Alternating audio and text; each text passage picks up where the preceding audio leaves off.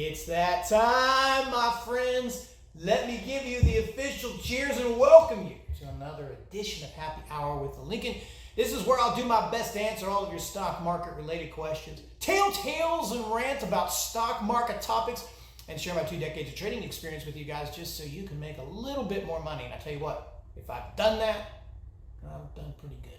I've done pretty good. I'd say I'd be grateful for that. If I've helped you learn something, if I've helped you make a couple of pennies, and I get to share some whiskey with you guys every week, I tell you what, man, life is good. Life is good. So, before I get started with today's happy hour, remember that if you guys need help with your trading, ever since I moved into the new office, I'm streaming live right here. I'm also doing the Market Mutterings live. So support the channel, subscribe to the channel, click that you like the video, and by your request, I'm doing it right behind the old wood wall, so we'll go with this for a while. So again, guys, cheers. Nice to see each and every one of you here. Tell you what, man, I'm tired this week. I've been putting in a hard days of work here, grinding it out, but we've had some good times. So here's what I wanted to talk about. A couple of more questions flowing in about a topic. I mentioned that, I think it was in the last happy hour, how so many people are coming into trading, and I really respect that. You know, because we're in this time where people are kind of forced looking for a side hustle, or not just a side hustle, let's just call it the main hustle. And they're at home, they're learning. It's always a great time to learn about your finance. So a lot of people are asking, you know, how did your account go from red to green? How did you come from the amateur levels into the pro levels? Now, I kind of done this before on a whiteboard. I think it was sporadic, though. I only mentioned 1 or 2 things. But I wanted to take this time today to go into a little bit more detail, because I think when I first started, I for sure missed the mark. There was no question about it. Where I needed to go, let's say the successful trading path was this way. I was going this way. I was completely going the wrong direction. I was looking for the wrong things. I was doing the wrong things. I had the wrong emotion. I had every single thing was wrong except for the brokerage account and the computer. I could turn that on. I could look at the account, but everything else outside of that I did pertaining to trading was terrible. So I really don't think you can find somebody that's done any worse. I know some of you guys out there pounding your head against the wall, like, I don't get it. Like, nah, trust me, I get it. I've been there, I've done that, and I've probably done it several times. And I want to talk about what are this criteria? What is so important about going from that into the pro levels? And how do you take your account from red to green? How do you get over this bullshit, right? How do you get out of this? And I'm going to share that with you guys today because, and I think before I start as well, I've mentioned this too, you'd be surprised on how simple that actually is. How simple it is to correct, I shouldn't say simple to correct your behaviors, how simple the formula is just laying out there for you. You just have to force your way through change, which is very difficult at times. And it isn't radical. You don't have to make radical changes and throw everything that you've learned away or scrap everything that you've ever done. You don't have to do that. It's just these little, small, tiny things that you do every day. Just a couple of good things that you do here and there makes all the difference in the world. And I've used this example just to kind of give you what we're going to talk about here. Is if I were to tell you guys right now that you could take 2 trades out of your month. If your brokerage account called you and said, we'll reimburse you for 2 of your losses, tell me how much better your month would be. Huh? Would it make a difference? Would it make a difference? Right? And for a lot of you, it would. It would make a big difference. So that's showing you just how fine, just a fine line trading is. And this is also why I love to use sports analogies, because when you look at something like pro sports, you know, football, for example, even the worst teams that don't make the playoffs, like the crappy teams, like I'm not picking on anybody, right? I'm just going with some chronic people. One day, I promise you guys, you'll get your glory. But like the Cleveland Browns, the Jets, right? Even though they never make the playoffs and they've just had these years of horrific, just trash, you know, they still don't lose games by that much. They're only losing games by a few points. So it's like, the difference between winning and losing, I've always said, is razor thin. So where you're sitting as an amateur and understanding where you're going to go as a professional and unlock your wildest dreams and have all the money that you want, living the successful life that you want, is just a matter of correcting a few things. It's razor thin. Like you right now, I'm telling you guys right now, you are closer than you think you are. You are closer than you think you are. You just need to do a few things. So here's how I did it. Let me just stop talking about it and just give you the answers. The first thing that started was the simplification of what I was doing. And we call this strategy, we call it process. I had to just pick a road. So like you're standing in a fork, left, right, center, back this way. I was just jumping on anything that was popular, you know? Whatever came out, foreign currencies, futures. If somebody said, hey, I'm making money with options, I'd study options, you know? I would always think there had to be an easier, better way. If somebody said floor pivots, MACDs, Elliott wave theory, you know, sure, fibs, sure, I'll try anything once, you know? I was like what do you want to call it? A technical analysis addict. That's what I was, a technical analysis addict. And I once referred to this as like a financial junk drawer. It's like the junk drawer in your house. When you don't know where to put everything, everybody has that one drawer in the kitchen. You just throw everything, and it's got like lighters, matches, glue, safety pins, old receipts. You know what I'm talking about. So I had to pick one thing, which is why I once did the one stock, one trade strategy. I was recommended by a mentor to narrow it down to 5 stocks. You put 5 stocks. I also did a whiteboard on this, the 3, 3, and 3. Give me 3 stocks, you know, three different scenarios with them. And that's what I was told. So how you did it, you had a couple of different stocks. You had 2 strategies to 3 strategies that you would use only. That's setups, not different strategies. It was kind of the same strategy, but 3 different variations of the same strategy. That way you had a plan A, a plan B, a plan C when the market opened, and then you would execute accordingly. But the simplification of this allowed me to stop thinking about other things that weren't important. Because what I found myself doing is it's very overwhelming when the market would open and you're chasing around gains and you're chasing, oh, is this stock going up? What's the best stock? What's the best stock I should do? Should I be trading that stock? Should I be trading this stock? Should I be trading that stock? It's like, you know what? You can practically make money off of damn near any stock. You really can. Certainly some are easier than others. Some have better features than others. But you know, there's a lot of different ways that you can make money. You can do the options, you can do the foreign currencies, you can do the futures, you can do bonds, you can do, penny stocks. You can do anything, but you've got to pick something. And it's important to pick something that just naturally makes sense to you. And if you're in the trading world and you're trying to learn something and it just simply doesn't make sense to you after you've tried religiously, then don't do it. Just don't do it. So like, I'm not knocking things like fundamental analysis. I think it's great. I sometimes tried to alter my business and my game to try to add certain things. There comes a limit where I'm like, you're confusing me. I don't see how that plays any relevance into what I'm doing. If I felt it will, I'll learn it. But I'm feeling in this case I'm not. So you want to simplify that, get that process, get that strategy so you can narrow down the decisions that you have to make. You don't want to overcomplicate yourself and overwhelm yourself. You want to simplify those decisions because that's the only way you're going to get it done. There's too much stuff going on. It's too fast. Execution is important. So you have to do that. Now, we've always talked about idea, execution, and management. Those were the 3 core issues of every trader. So that's where the ideas generate from. If you have a clear mind and you're focused, you can come up with ideas. You can think about strategies. You can do that kind of stuff. And the execution goes right along with that because you have the ability to understand what it is you're doing and execute. Now, the next step in that equation was the belief that you actually belong here and that you can do it. And that there were things that you had to fix now, but you believed that you could fix them and do it. And I'll tell you what I'm talking about, because I feel every trader goes through this without sake of rambling. I think just about every person's trading career kind of goes this way. You begin and you're overwhelmed. Then you learn a strategy, and then all of a sudden this light goes off in your head, this light bulb, and the whole world opens up because now you can read a chart pattern and you feel spectacular, and you should, but you feel spectacular. You feel great. You feel like you see something that no one else in the world can see. And you're so happy about it, and you're so enthusiastic about it, and you're so hopeful and so promising about it. And then you start using it and you're like, I'll be damned, this actually works. And you feel hopeful, right? You see the future. You see success. You feel success. And a lot of people will, every trader experiences some success. Better be careful not to slur my speech. I'm not going to repeat that. Anyway, that was good.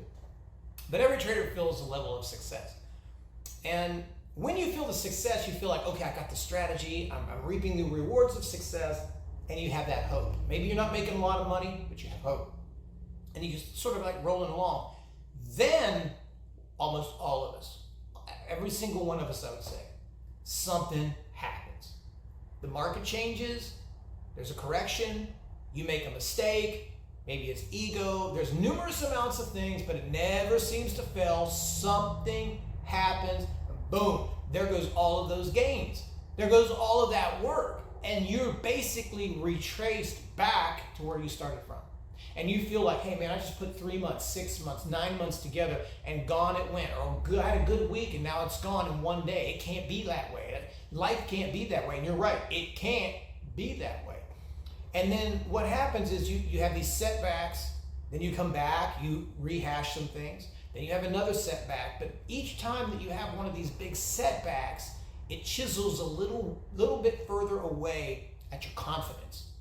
And that's the sole key to a trader, the faith, the belief, the understanding of it's going to happen.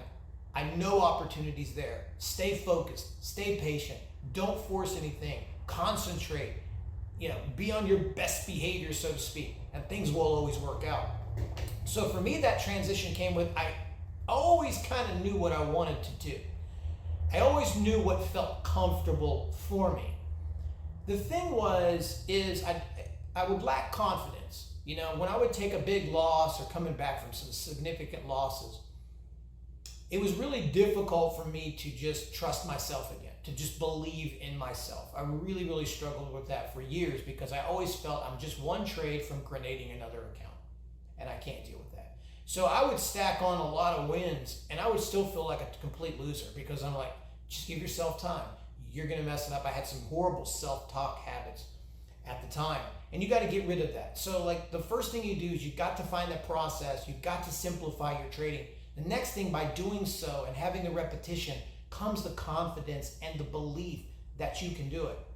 Then the next part of this equation to me is the most important, which circles itself around management. And that is disconnecting your decisions, the decisions you make with the market, against the market, in unison with the market, as a personal, how do I say this, like a personal status, like it's a reflection of the human being that you are. Now what I mean by that is, I'm sure some of you have done this before. You take a loss and you feel stupid. You literally feel like the dumbest human, like you got an IQ of 4, right? Like you are dumb, really dumb, right? You feel that way because I know sometimes I feel that way too, because you put work into something, you thought something was going to happen, it didn't, or you did something you knew you weren't supposed to do, and things just got out of control, and you felt stupid, and that's a problem. That's a problem, and we have to disconnect that because we can often feel that we have some self-entitlement, and that if we work hard, if we study hard, if we try as hard as we can, that means we're going to be successful. And that is not true. You can work as hard as you want. You're not guaranteed success in the market. You're not guaranteed success at anything. You have to find out, you can, like they always say, work smart, not stupid, right? Don't work. I'm messing everything up. Guys, it's a long week. I haven't had any of this. It's not the liquor. It's not the liquor. But I can't even remember half the times what it is I'm saying. Oh, geez. What a tough happy hour this is. I'm going to forget actually what I'm talking about. But like what they're saying, don't work hard, work smart. You don't want to overtax yourself, work yourself over. You don't want to do those kind of things. That'll ruin you and exhaust you and wear you down and cause you to have decision fatigue, which I mentioned a little bit earlier. So this management part, to me, is the biggest key that makes a trader a winner, is understanding what you're doing here, that losses are not personal. They're just part of the game. And you can use whatever analogy if you want. If you say, okay, if I get a job tomorrow making $100,000 a year, but it's an office job, and I don't have enough business clothes, then you've got to go out and buy business clothes. So that business clothes is a loss. That is a loss, but you need to take that loss so you can dress nice, so you can keep your good job, right? Gasoline. You put gas in your car because you got to drive to work every day.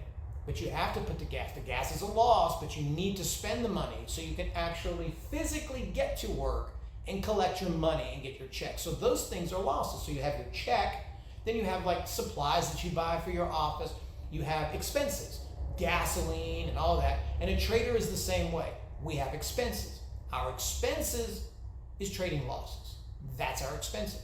So rather than going into a trade and looking at it as you personally are a winner or a loser, or that you won or you lost on a trade, a losing trade is simply just a cost of doing business. It comes with the territory. It's an expense that you must pay in order for you to find the winning trade. To me, guys, this was one of top 3 easy, single greatest shifts in the personal thinking and personal behavior that I had as a trader. Was that right there. Is when I stopped taking losses personally. Because how I looked at it, rather than the art of winning versus losing, it's not about winning and losing. There's not a record. So like when you look in the newspaper, I'm saying newspaper, you guys don't even know what that is. Or like you look at stats, standings, right? We'll stick with sports. You look at standing, 12 wins, 1 loss. That looks great, okay? That doesn't work for a trader. It sounds good, and maybe it does. 12 wins, 1 loss. But what's the P&L, right? What's the P&L? So for a trader, like you could actually be like 12-1 and be on the absolute bottom of your division, right? You could be all the way down the bottom because you have such tiny wins and humongous losses. So the record of wins and losses, it's important to a certain extent, but it's really not that important because it's all about the P&L. It's all about, what does your P&L say? How much are you making per win? How much are you making per loss? Now, when you switch that focus and you look around, you realize I'm not concerned when I go in necessarily, so to speak. So it's not about that. And you have to understand that. It's about making money and you have to do it. But in a review, you go back and you look at the things. When I'm thinking about it, what I'm really trying to say, really trying to hammer home, because I know people really struggle at times with this and question as to whether or not they're doing the right thing, because it takes just very little in this business to screw up. You know, it's more of a battle against yourself than it is with anything else. Like, you are your own worst enemy. You've got to control yourself. You've got to control your emotions. You've got to stay disciplined. You can't chase things. I mean, just keeping yourself, on the straight and narrow is the hardest part. At least it was for me. That's where I struggled a lot. It was, you want to get out there and attack. You want to get out and you want to make a lot of money. Sometimes you just can't do that. You just have to play the day the way the day is laid out. That's not in your control. So you have to understand there's certain things that are in your control and certain things that are not. You can control how much risk you put on the table. You can control what it is you trade, and you can control how much you lose. You can't control whether the market gaps up 700, down 700, goes sideways, goes parabolic on a tweet, then dumps, gets halted. You don't control that stuff. You can just control yourself and your business. And I also want you to know, no matter what, you're closer than you think. Like the next, this is something I have a hard time explaining too. Like, it's right around the corner. Like, the transformation from amateur to pro for me was mind-boggling still to this day. So I literally struggled for 5 years, guys. Five years on, like, just continual losses and just bludgeoning, like, just horrible. Horrible. It almost makes me cry sometimes. It's just bad, No hope whatsoever, in my opinion. But then all of a sudden things just started to shift. I just started to see things clearly. There wasn't this light bulb moment where I just woke up one day and just became a trader. It just was a gradual thing of just changing this, changing that, fixing this, doing that. And the thing is, once I really got over that hump and started making money, after that, it only took me just a little over a year. Just a little over a year and a half. That's it. To make back everything I lost in 5 years. That's how fast, once you get a hold of it, That's why I always tell people, whatever you got to do to survive, survive. Stay in here one more day. Just try to stay here one more day because it's right around the corner. It's closer than you think.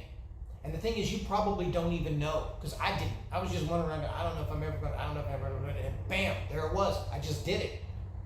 And then once I started feeling comfortable, like, oh yeah, I get it now. I got it. I see it. I feel it. I believe it. You know, every hard day, every loss, every hard day, every mistake, every just nightmare for 5 years, I erased that all in a year and a half. I made it all back and never looked back since. So, you know, you think about it that way, and that's why I do what I do. That's why I continue to say the things. That's why I talk about this stuff in happy hours, because you are closer than you think. And you look at the big picture. I could have quit any time of those 5 years, man. I don't know what I'd be doing right now. I really don't, you know. And I'm grateful and thankful that I found some way to survive and just stay here until I've done it. And now I'm just trying to help you guys cut, if I can shave a year or two off of that for you. I feel I've done good. So that's the process we all have to go through. So anyway, guys, thank you for watching this happy hour. Really appreciate it. Had some stutters along the way. I really appreciate it. If you have any tips, comments, suggestions, topics, curmudgeoning, anything you want to send my way, do it. I really appreciate your support and everything with happy hours. Glad to be doing them here from the new office. As always, if you need help, feel free to reach out to me, support at LincolnList.com. Until the next happy hour,